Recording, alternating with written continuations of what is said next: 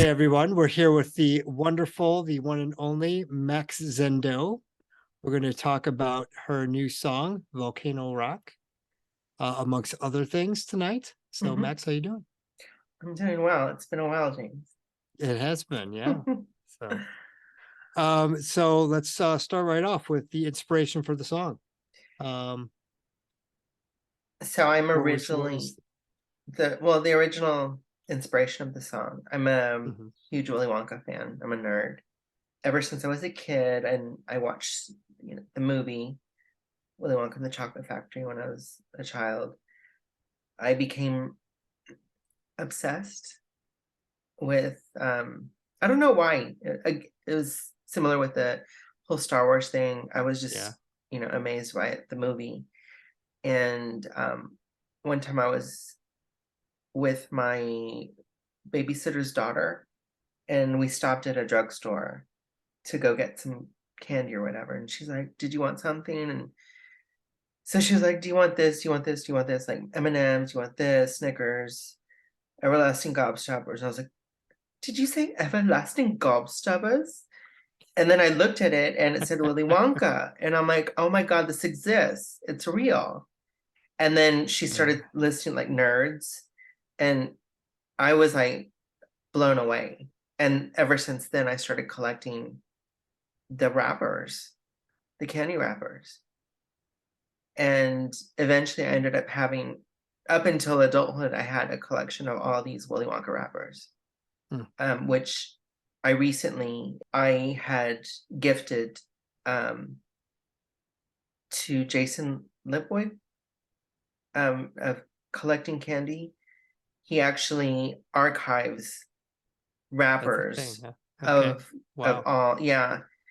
So I started doing like research on the whole Willy Wonka stuff, like how it started from the movie, what happened after that. And then as I started doing research, I came across his website, and he has like all this archive stuff, and stuff that I didn't even know existed. And Now, when you say he, is there an actual Willy Wonka? um no, it was an actor Okay. who played, well, after Gene Wilder. From the candy Um, part, yes, there was an actor, Mark Sweet, and he has videos of the commercials that they did. I didn't even know they had commercials. There was like a whole promotional thing like that they were doing after the movie.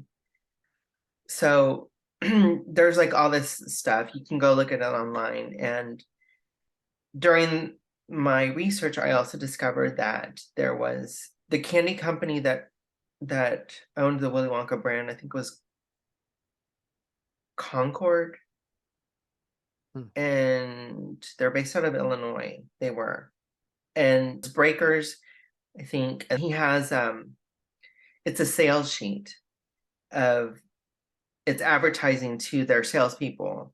Okay. As of today, Mhm. um, Breakers Confections, Concord Confections is now the Willy Wonka brand, and one of those candies was Volcano Rocks.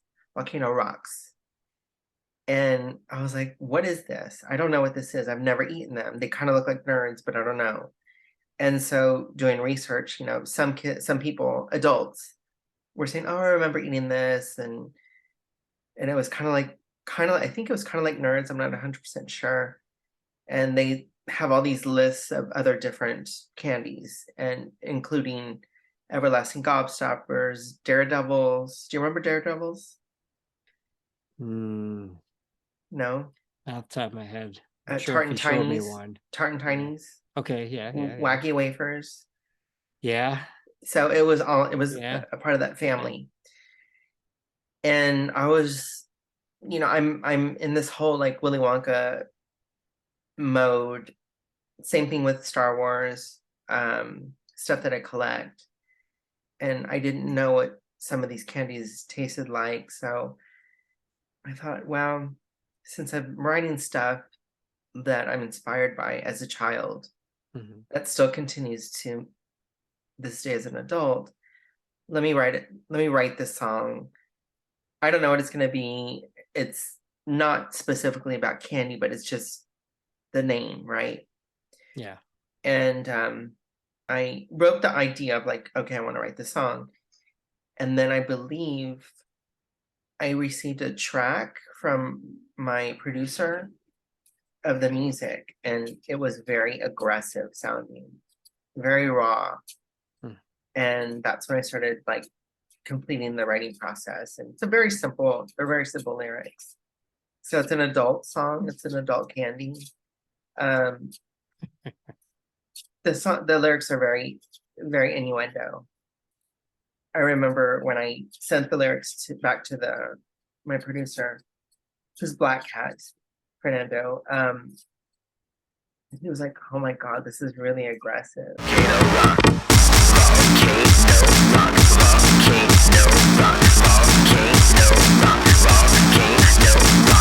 The music came first, and then you put lyrics to it. Do you find that easier, or do you find that more of a challenge?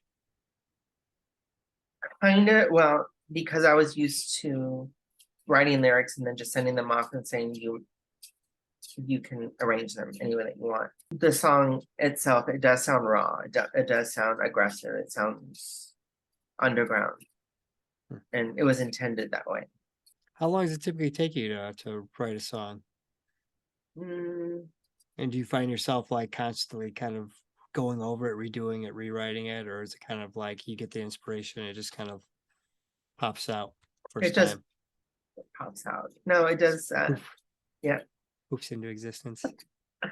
Yeah. A big cloud of sometimes both.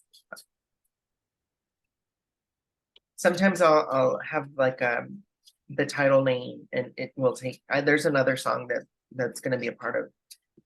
So Volcano Rock and other songs are a part of my upcoming EP called Candy Lady. So they're all inspired by Willy Wonka candies of some sort. And there was there was a song I had a track to. I wrote the lyrics, and it was written so long ago that the original track in the high quality version was not able to be located. So I kind of had to rewrite that song. So that's this other song that I'm specifically referencing did go into different incarnations. And even up until like a few days ago, I came up with a different chorus. Different chorus for that song. So it's different every time, really. Yeah, I'm sure. Yeah. I mean, I know it's probably different for music than writing, say, stories. But I know, certainly, you write something a lot of times, you're really proud of yourself and you think that's great. And then you go back a week later, listen to it and go like, maybe it's not so good. Do you ever find yourself kind of doing that? Like you give some space and some time, you go back, revisit it, and you go, truth be told, I did the song, and I actually wrote this in 2015. I had only performed it twice. Wow. And just like I did with Mannequin, same thing with Mannequin. I wrote it in 2015 or 2014, actually. Revisiting these tracks, like I didn't release them. I want to release them now. So I'll release the original, and I want a newer version of it. So that's where the remixes came in. So Volcano Rock, I realized that I'd never released it. I never released the videos. And I thought, well, since I'm waiting for this newer version to come out, I kind of want to honor what I did. Like, we put a lot of creativity into the performances, like the makeup, hair, costume, but like the public didn't see it. Only people that had gone to the shows had seen it. That's when reviewing files, I unearthed these two performances, and I thought, Okay, I'm gonna do something with this, and it's gonna be more experimental, but it'll be a way of honoring what I did in the beginning, releasing the original track along with the original two first, my first two performances of it. And I talked to Damien about that. He's gonna be remixing this song, which is gonna be a disco version. And I was like, Nice. do you think it'd be all right if I already had to me, it was yes, I'm gonna do this. But I was just like, Mhm. would you be cool if I kind of release this like a first version of it so that everyone sees the original, like what it was intended to be? I don't feel aggressive about it. Why don't we do like a disco version where it's, because you could really play with the lyrics and it's more Sure. about love, Mhm. you know, because I'm talking like I want to melt this rock. Your heart is like a rock, and I want to melt it. And he's in love right now, so he sent me a sample of that, and I started crying because I was Oh, like, wow. this is cool because it's a totally different sound. He totally changed the structure of it, and he explained, he's like, yeah, I'm in love, and I wanted to give it that in the song. So Wow. I think it'll be appreciated in a different way. Yeah. Yeah. Yeah. No, I think it's always cool when you can even just take a song and like just change it from like a major key to a minor key. Hmm. Like how much different it is. Yeah. Um, speaking of like Star Wars, like the end of Phantom Menace where they play the Emperor's theme, but it's in a Hmm. major key during the parade. Yeah. And it sounds like this nice happy song, but it's the melody is is actually the Emperor's theme. I think it's cool that you can do that and kind of play with songs and like yeah, take on totally different meanings. Yeah. Um, The only thing I told him, I said, I want um the cussing taken out. So and when's that going to be released? Do you have a time? I'm hoping for my birthday, actually. Yeah. Yeah, March Oh, 5th. March 5th. Oh shit. I didn't get you anything yet, so we got to work on that. Mm. No, it's just I really I like to perform. I like to have a show on my birthday or Yeah. do something related to my work, my art, my music. Um, I usually do have a show for my birthday, but since I don't really have that planned right now, I have other things going on. I would love to have I would love to have that released in time for my birthday. Cool. So if someone were to buy you a gift for your birthday, what would you be asking for? Something Japanese, Turkish, or Star Wars that I don't have. That's a pretty broad range, so Yeah, you're easy to shop for. kind of. Cookbooks. Um, I love You to still cook. use cookbooks Uh-huh. even after the internet? Well, you have to read it. Well, I mean, because anytime I need a recipe, I just go online. Yeah, but you read or you mean like YouTube? Well, just like you can go on Pinterest and someone will have a recipe. Yeah. So it's like, you want to make tuna steaks. Find me a recipe for tuna steak. Nope. Well, There you yeah, go. I still Boom. do both. Like, well, Yeah. do you still read books? Yeah. Well, I'm weird though. Same thing. But it's a 50-50. The last book I got, the only reason I got it is because I couldn't find an audio version. Because it was Mm, something that realistically, like I would listen to on my commute. hmm. But That's actually another thing that I would like to do. I'd like yeah. to have my own cookbook or my own cooking show. Oh, Yeah, why don't you? I am. Yeah. When Hmm. when you started this? It would be nice sometime this year. Yeah. Well, that's Okay. fine. Yeah, Awesome. All right. I So love you that. heard it here first. The Hmm. Max send what's it going to be called? I don't know. We got to come up with a good, nice, catchy name. Hmm. I might have a different channel or Yeah. associated with this one. I don't know. You said the music was done by Black Cat. What's Hmm. your partnership with them? How do you know them and what's that collaboration like? We met at a screening of my second video.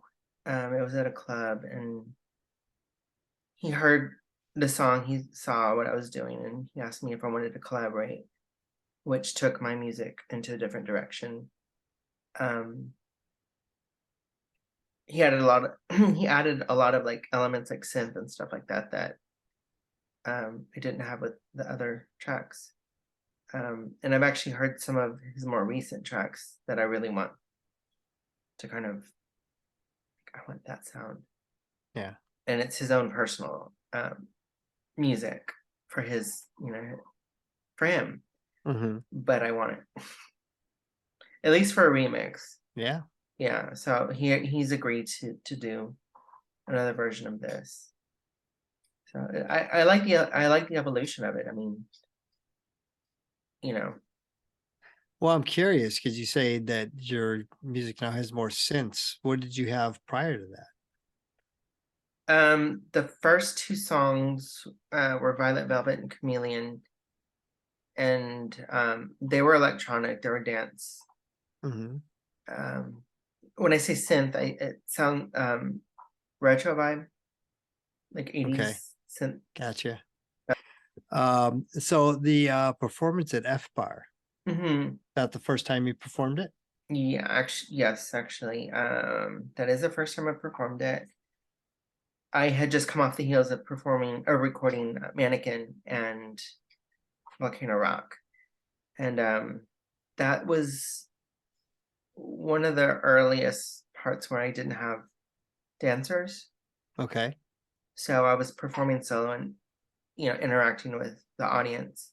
Mm-hmm. So it was still a continuation of, I had only done it like a few times prior, I believe, if my timeline is correct. Going back to the whole Mannequin thing, like it was more of like I was having a fuck you attitude. I was pissed off. I was aggressive.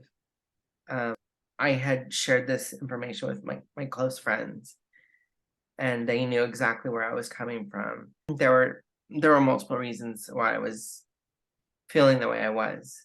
As soon as I was going to perform one of those songs, they knew where I was coming from, so the extra cheering came on, and I kind of liked that. Woo!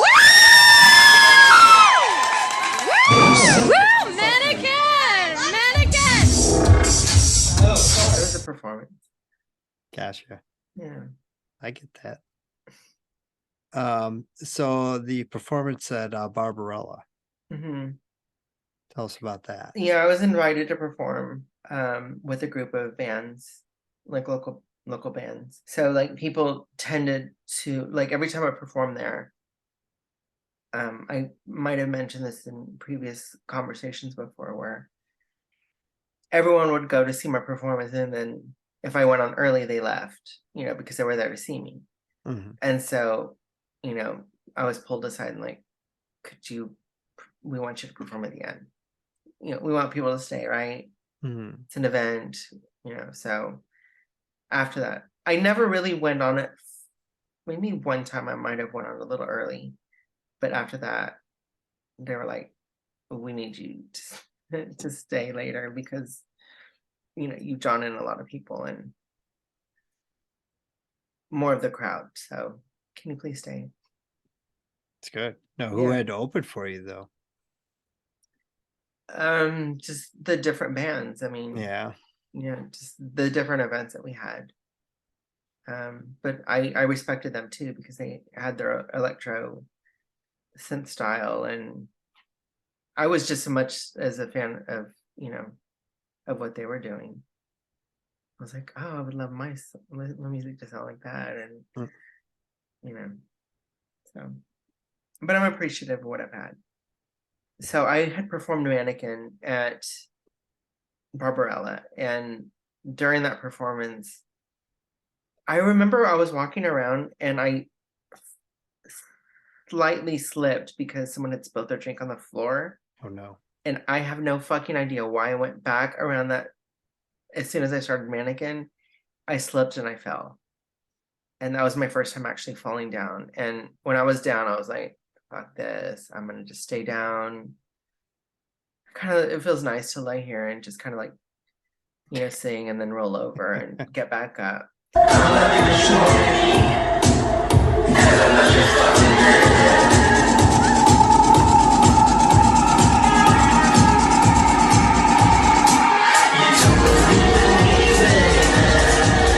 So during the whole editing process of the Volcano Rock video, where obviously it's a combination of both my performances at F Bar and Barbarella, I started to, intercut them together. And during certain parts of the music or parts of the song where it was just music, that's where I started to become creative with the editing process and like, oh well, I could start using clips of when I was on the floor, and intercut that, and it became something. Yeah, and I meant to do that. Yeah, and it really works. So no, I mean, there's a lot of times things just come out of happy accidents like that. I'm mhm. sure as an artist, sometimes something happens and you're like, oh, well, that was kind of nice. Yeah. So like even paying attention to concert footage from mainstream artists like Madonna or whatever, or Prince or whoever, you realize that they intercut different scenes of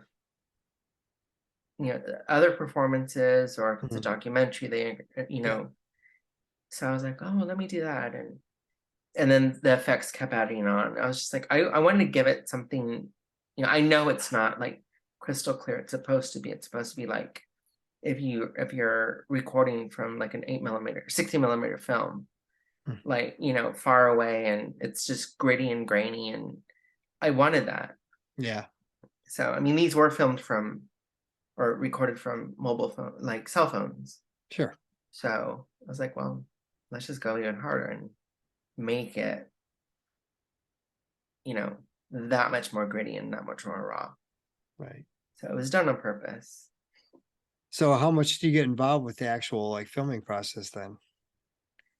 So, or do you kind of let because obviously you're on stage, you're performing. Do you kind of give them directions in terms of what you want, or you just go let them go wild and do their thing? Well, so every time during my performances, I would have somebody record, my performance. However, it came out to be is how it came out to be, whatever they recorded. Outfit and makeups in the Star Wars fashion. Mm-hmm. Do you have any new ones that you've done recently? Not recently, per se. No, not recently. Not yet. There will be. Yeah, okay. But specifically for this one, this look, was inspired by Star Wars, Knights of the Old Republic. I don't know if you ever remember the comic books. I do. But they always had like these huge like armor type shoulder pads and like metal. And I was reading, this was after Disney had purchased Lucasfilm. And so I was kind of like doing catch-up work on what they had with Dark Horse Comics. And I was like, God, and I was into shoulder pads then. I was like, God, this would look really cool if I had something like this to perform with. During that time, I would buy like the masks, the toy masks that they would sell, like Hasbro, and I would like spray paint them and like make them shoulder pads, right? So it was something similar, but it was more stylized. And I had reached out to my friend Jen Martini, and I showed her like some ideas that I had, and we collaborated. And so the shoulders were actually fabric instead of heavy metal. Yeah. Like a big stud, right on both sides. And so she designed this amazing top. I still have it. I performed it at a couple, like I think only twice. And I just like the look of it, and with the corset and this huge red spandex dress. It went well together. And when I had the reveal where I step out of it, then it is inspired by Crimson Empire comic. Okay. Do you remember that? Yeah. Mm-hmm. So obviously there are like muscular and stuff like that, but I like the whole idea of like the black and the red and the black. Mm-hmm. You know, I like that look, and having it be from like a female style perspective, whatever. Yeah, it's almost kind of Darth Talon-y. If you That remember too. her from the comics. I do. Yeah. She's one of my favorite. I actually have her as a action figure. Oh, nice. Segue. And so I know you posted not that long ago yourself as a Kenner action figure. Yeah. So when I did this performance, Mm-hmm. it was like the Force Awakens. The Force Awakens was coming out, and when the very first teaser for the Force Awakens came out. Mm-hmm. Do you remember when there was a slew of like fan artwork of BB-8 and then Kylo Ren? No. You don't remember that? A fan Like, artwork before it Yeah, came out? as soon as the first trailer came out, the Yeah. teaser Yeah. after Thanksgiving, Uh-huh. I like remember that. Instagram, Yeah. like social media artists started to present their version of BB-8, their version of Kylo Ren, and it was just like the hilt and TeePublic and like T-shirts and prints. They would sell the prints. Do you remember that? No, I So- don't think I was kind of in tune to that part So of the right- fandom so- at that point. So right after that, like everybody started like posting their art of it, and it was Yeah. for sale. During Yeah. that time, I started collecting a lot of the prints. I have like a notebook just full of like art that I actually purchased. And I found this guy, Randy Walker, and he had started doing a BB-8 like Kenner action figure, like just the cardboard part.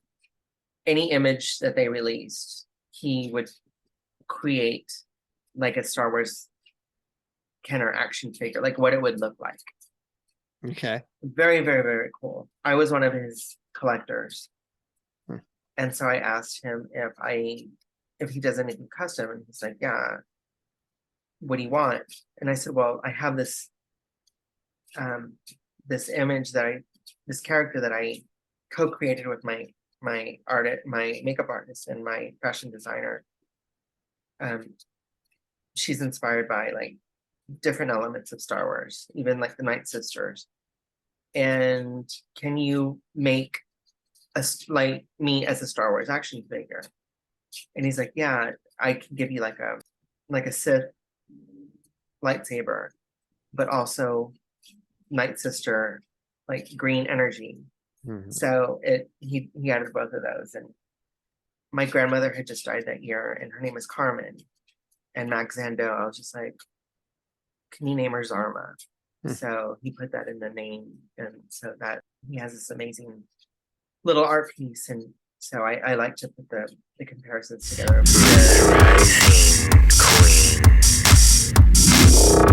And hopefully I can get it turned into like a custom action figure. I would love to have that. Yeah. And it was specifically from the Volcano Rock performance. So it's kind of like even more special, you know? Nice.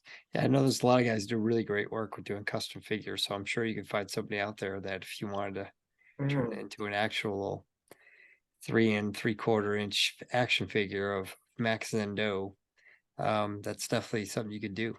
Yeah. Yeah. And I would love to have like a doll too. I think that would be fun. It would fulfill like on very different levels, like, you know, things that I want. Sure. Star Wars performance. I would love to be a doll, you know, like a Barbie doll. But it's one of my performances. Or you just need to get cast in a Star Wars movie so they make an actual It'll happen. licensed product of you. I would love that. Can you Yeah. imagine? I honestly I couldn't. That'd be so weird. I Could you would love imagine that. walking to a Target and just seeing like a shelf full of views Hmm. in like little boxes? I'd I be could. like, I would be. I think I would be like in some like either a villainous, like the bad girl, hmm. or in like a cantina scene. So what about the remixes? When are those going to be done? And who's doing those? Oops, sorry. So Damian Dane is actually doing the disco remix. Okay. That's gonna be this like Nice. second part of Volcano Rock. So this version, the original version, it's called the original Sticky and Sweet version, Mhm. is the first release. The second part is, I believe he titled it Disco Sprinkles. Okay. We plan on having a disco inspired music video release for that. And there's 2 other people that I have in mind to do other remixes. So even though everything got pushed back, I think it's actually good timing. So Have you ever had a song that someone's done a remix to and then you actually like it better than the original? You listen to the remix and you're like, oh, that's even better. I can't say that. But you I can mean- you don't have to say which one. You can just say, yeah, it's happened. And based off your answer already, I'm gonna say that yeah, it's happened. It's just turned into something different. Yeah. But I appreciate both. Hmm. And I mean, I've even heard artists out there where somebody has covered one of their songs and they're Mhm. like, and So- I've heard where artists have said like, It sounds better than the original. they did it better than we did. If we would redo the song, we would do it the way they did it because they did it better than us. And it's like, you know, that's cool that people can be that honest about, you know, like, you know, hey, that was even better than what I did. No, I get it. Yeah. Yeah, there's been some songs that have turned into something that I didn't expect, and it's almost like a demo. Like, you know, an artist released a demo Hmm. of what it's loosely supposed to sound like, but then they go and re-record it, or, you know, Yeah. add stuff to it, and it sounds even better. I understand where it came from, and I appreciate it a little bit even more, Yeah. if that makes sense. Yeah. Like, it's not something I would throw away, Oh yeah, no, absolutely not. because, like, for instance, just gonna use as an example, there's a song, it was a demo for Madonna's Rebel Heart album that wasn't released. I think it was leaked or something, and Okay. it ended up becoming viral on TikTok. Hmm. So she has a cleaned up version of it that was released on a deluxe, but the original was what went viral. Yeah. And she subsequently ended up releasing the demo officially because it went viral. And the one that went viral on TikTok, they sped it up. So I didn't Oh. even know it was her. Oh wow. Okay. And so then what she officially released was both the sped up version and the original version. It's called Oh, wow. Back That Up to the Beat. So which one's better? I actually like the cleaned up version, the one that she released on Madonna X. Okay. Yeah. So, and she probably does too. I would But the hope one, so, yeah. but the one that went viral, you know, Yeah. the one that got popular went viral. Yeah, So it's she- always weird especially as an artist, like, you know, and you kind of bring it back to Star Wars where like Lucas made all the changes and stuff, and then people get mad, like, Mm. oh, but it's not the one that I used to like, and you know, why'd you change all this stuff? But as an artist, I mean, you kind of feel like you have to do what makes you happy Yeah, at the end of the day, right? because you're, even though it came out, the idea came out the way it came out, and then as time goes by, you start getting other ideas for it, and then, like Lucas, like, you know, in his eyes, he was improving it, Hmm. you know, because he had other ideas for it. And that's the same thing with a song, especially when someone comes to you and brings it in a different presents it to you in a different way, Mhm. that sounds really good. And, you know, dare I say, like a little bit more appealing to a mainstream audience, or, you know what I mean? It's Yeah. because Yeah. one version can be dark and Mhm. underground, appreciated from certain group or certain audience, but then somebody else can bring the same lyrics and just kind of like shift it in a different way, and then, you know, a whole different audience appreciates it. Yeah. So it's kind of like having two kids and saying which is your favorite, and you can't. Oh, it's the older one. Is That other one's a it? shit. No, I can't. I could not do that. Uh, yeah. No, I mean, It's yeah, I mean, I get what you're saying, but no, but I do understand what you're saying. Like, yeah, I think it's yeah. tough. I think it's where when I mean, I appreciate like when I go see someone live. Hmm. My favorite people to see live, I've seen them play the same song over and over again, but every time it's slightly different. They Hmm. never do it the same way twice. Yeah. And I appreciate that, but I'd say I'm probably in the minority. I would say probably most people will be like, well, that's not the way it sounds on the record. I didn't like that version of it. Why couldn't they just, especially as an artist, people don't understand when you perform the same thing. If bands on tour for like 2 years You and every have day to. they're performing the same song, they're sick of performing that Like, you song. want They're to, good. yeah, you want to make it new. Yeah. Yeah. They want to Totally. have fun. I absolutely approve. I absolutely, growing up, I was starting to learn that. And I'm always going to Yeah. reference Madonna because she's somebody that I admire. Like when she did Like a Virgin in the Blonde Ambition tour, it was a completely rework. It was completely different.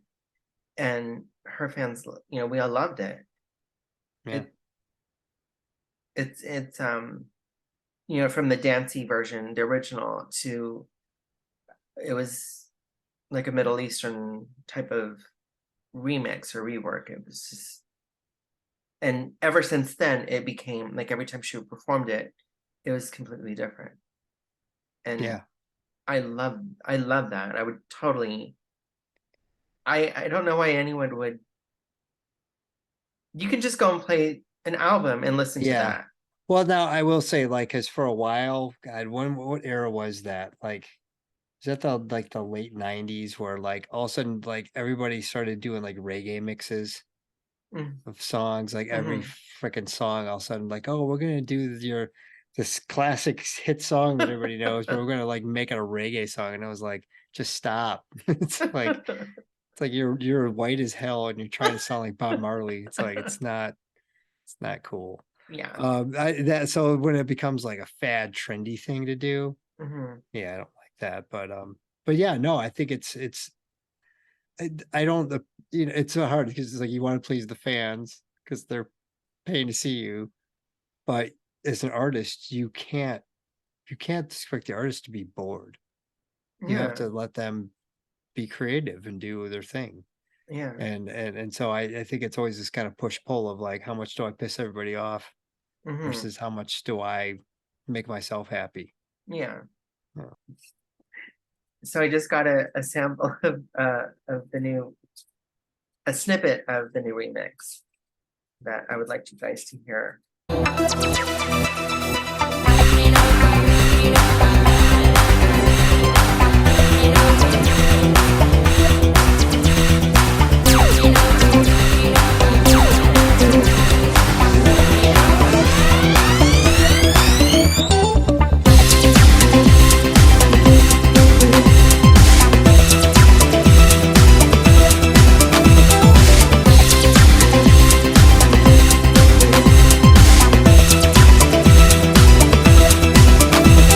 Get a milk pistol, hold, and make this lava flow. At that shiny hour, your ecstasy tower. What you mean to me? The forces of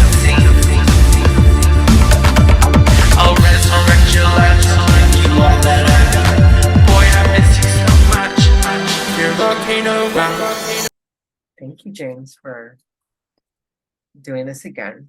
No, thank you for having me come on and talk to you again. It's been a Always. while, so we'll definitely have to do it again sometime soon. Yeah, of course. And then we can rest. There we go. It's a long night.